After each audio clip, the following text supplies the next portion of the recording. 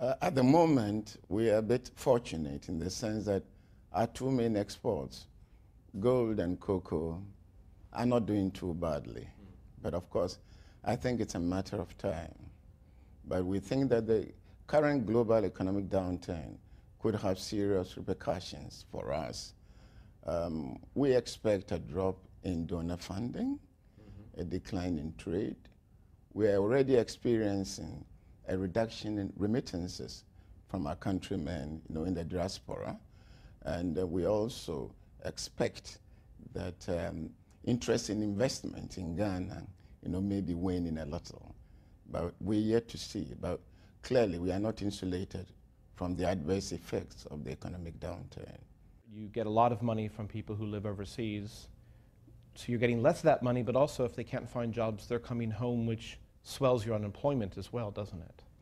That is true. I had the opportunity of meeting citizens living in London and on my tour, and I discussed it with them. The remittances have gone down. I know many of them have lost their jobs, are in the process of losing their jobs. So that could be another effect. There will be the temptation for them to come back home and swell the population of unemployed. What did you say to them? Did you say, don't come home right away? Well, the choice is not mine, but I sympathize with them and gave them hope that I think that things will pick up, but also gave them an indication of the problems that we are facing at home. So you weigh the two options and decide which is better for you. And the income you get from remittance is 1/5 of the GDP, is that accurate? Well, it's I don't know the exact percentage, but it's quite high. I mean, it is something that we look forward to, which means that it's a sizable amount.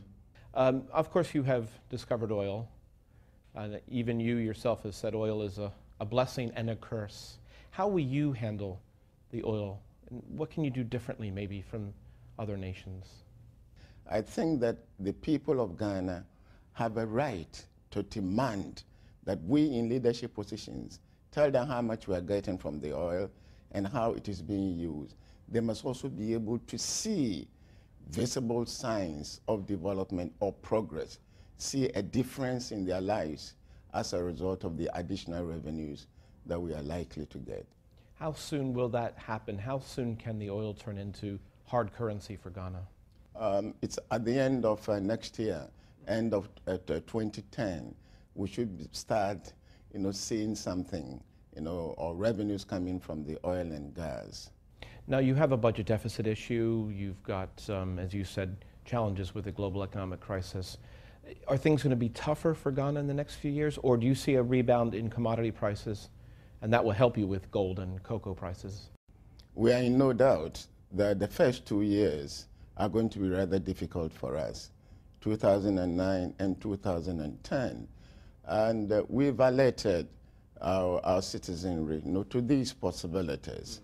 And we've also talked about the need for us to be rather circumspect, to adopt austere measures, to live within our means, to cut our coat according to the size of cloth that we have, and be innovative and adopt homegrown solutions to our problems.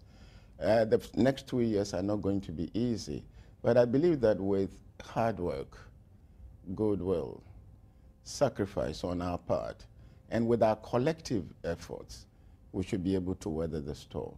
China is very aggressive in Africa. The U.S. is now very aggressive in Africa.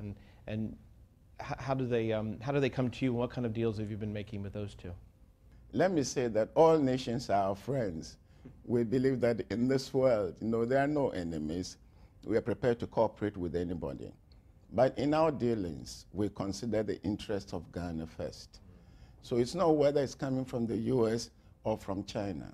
The question that we ask ourselves, is this deal in the best interest of Ghana? We have got our own rules and regulations. We have put our cards on the table. Whoever is able to satisfy the conditions will be welcomed by us. You've said you wanted to enhance education in Ghana, for instance. You've made some decisions on that. Could you explain some of them to us? Well, education is the foundation of any society.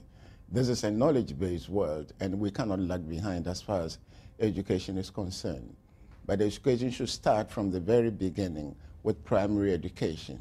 We want to encourage every child of school-going age to be able to go to school. So in cases where children are too poor, we may even give them free textbook and then free uniforms. We're also insisting that at the primary school level, children are given at least one meal a day while they are in school. Free education also at the primary level. With the secondary level, we also want to contribute more towards tuition, toward the supply of textbooks, broaden out the curriculum. And then with tertiary education, which is extremely important, we are also inviting private sector involvement. Yes, we do not believe in full cost recovery for tertiary education. We believe in sharing, cost sharing. And therefore, we think that where there are needy but brilliant students, the state should be able to sponsor them, give scholarships, etc. So it's a holistic view that we are taking about educational development in our country. But it's one of our top priorities.